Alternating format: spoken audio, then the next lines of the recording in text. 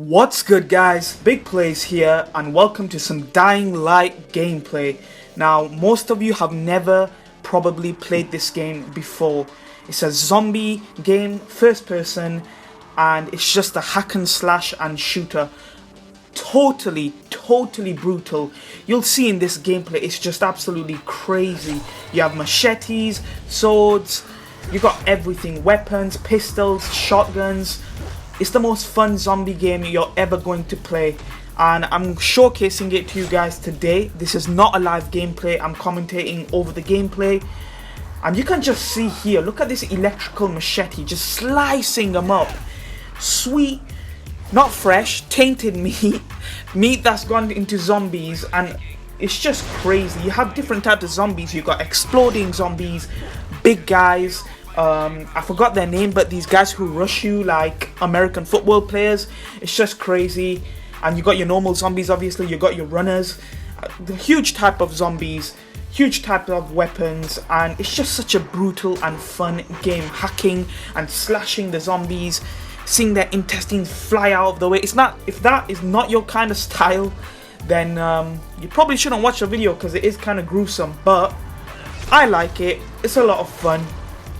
And you can see the big guy there in the background with the sledgehammer, or it's not a sledgehammer actually, it's just a huge pole with a massive brick at the end of it, or a stone, and that guy is crazy. He takes a lot of bullets and a lot of kills to get through. So you're probably wondering, is this game open world? Does it have a story? Is it multiplayer only? Well, it has a campaign and it also has a multiplayer, so you got the best of both worlds like most games. Now the campaign, there's gonna be a few spoilers, so if you don't want to spoil the campaign, you can skip to a later part of the video, or you can just click off the video, whatever you want to do. But I think you should check it out, because if you haven't played it yet, because how long has it been? About 6 months after it's come out. I think it came out in January. So if you haven't played it yet, chances are you're not gonna play it anyway. So basically the plot of the story is, your name is Kyle Crane and you're an agent sent by a secret organization, something like the CIA. So you've been sent by them and you're undercover. Now you have to find a guy called Rice. I know, not beans and rice, I mean R-A-I-S, Rice. So once you find him, you have to do certain missions for him, gain his trust. And there's something called antizin, which is the cure for the virus, and that's your main goal and objective, because once you land here in the city, you actually get infected straight away. So you have the disease as well, and to prevent that you need the cure, which is antizin. So you're on a mission to get that, and you're on a mission to get this secret file from the guy I told you about, Rice. And the story is pretty long as well. I think it took me about 10 to 15 hours to finish probably 75% of the game. I think I finished everything in about 20 hours. Now I finished this game a long time ago, but obviously I just started my YouTube channel, and I thought this game definitely deserves to be on the showcase playlist, because it's one of my favorite games that's come out this year. It's not game of the year, it's not absolutely spectacular, but it's a hell of a lot of fun. As you can see, just smashing them apart, smashing their faces, and the blood effects and everything on the screen is so awesome. Now the graphics in this game are 1080p. Unfortunately it's not 60 FPS, but it's still very good. I don't really care about FPS unless it's really bad, like 15. I can't play at that unless it's a really old game, you're playing on an old system. I don't know, something like the NES. That probably ran at like 5 FPS, but I don't even have that console anymore.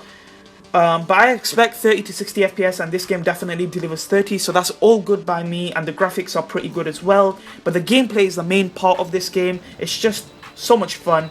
And don't forget that it is an open world game, so you can do missions whenever you want, you can explore whenever you want, you can play multiplayer whenever you want. All you have to do is go into the menu and select it. Now the multiplayer, I don't have gameplay of today, but I can show some off. If you guys want to see it, just drop a comment below if you enjoyed this gameplay and you want to see multiplayer next time. But we haven't finished the video just yet. I want to talk about a couple more things. The story is very in-depth, a very good story, and the missions are pretty varied as well.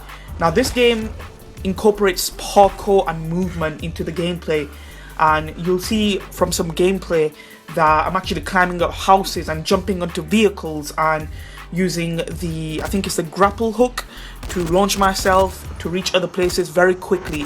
Now this thing you get in the second half of the game, so you can't just go Batman crazy from the first half of the game, you gotta earn it.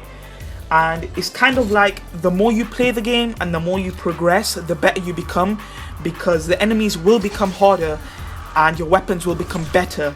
So the better you get at the game, the better the weapons actually get, but the harder the enemies get, if that makes sense. So the pace is kept the whole way throughout the game, except you get more weapons, more variety, and different kind of zombies. Now the last mission in this game just made this game a masterpiece for me. It's such an awesome last mission. It's probably the best. It's not a boss fight, but it requires you to use every single ability and every single thing you've learned throughout the entire game to pass the last mission. And there's a huge building you have to climb at the end, a huge building. If you have not got the controls down, if you haven't been practicing, and if you haven't got most of the abilities, there is a skill tree which you can upgrade as you level up your different points in the game. You get points for combat, you get points for parkour, and you also get points for survival. Now, more points in these three categories means more leveling up, which means more abilities. The more abilities, the better you become. So that's what I was explaining before, how the more you play, the better your character is. So another thing I should probably tell you about is something that's a big part of this game, is called Dying Light. And the nighttime section of these games, especially when you're not playing a mission, it's brutal. You literally cannot see anything at night. Only a little bit, you gotta squint your eyes. So you have to put your torch on at night, and still it's really hard to see. And if you've got this game, I dare you to play at night without the torch. And put your headphones on, full blast. It's absolutely crazy, it's terrifying. You have no idea which direction they're coming in, because the lights are out, you can't see anything. And these special zombies called volatiles come out in the night. These guys kill you in about 2 or 3 shots, and they literally jump on your face. I think they got like 4 mouths. It's just diabolical, it's crazy. So that's been Dying Light. I hope you guys enjoyed the gameplay and commentary. Highly recommend you guys try it out if you already haven't. It's pretty cheap now. It's been out for like 6 or 7 months. They're actually making a DLC for this game, and it's going to be open world, and you're actually going to be able to drive vehicles this time. So as soon as that's out, I'll be bringing gameplay of that, of course. So I hope you guys enjoyed the gameplay. Drop a like if you enjoyed the hacking and slashing and all the intestines and the blood flying everywhere from the zombies. Really appreciate your support. Comment below if you've played Dying Light, and if you haven't, do you think this game is cool? I'd like to know your opinion. Thanks for watching, guys, and I will see you in the next video.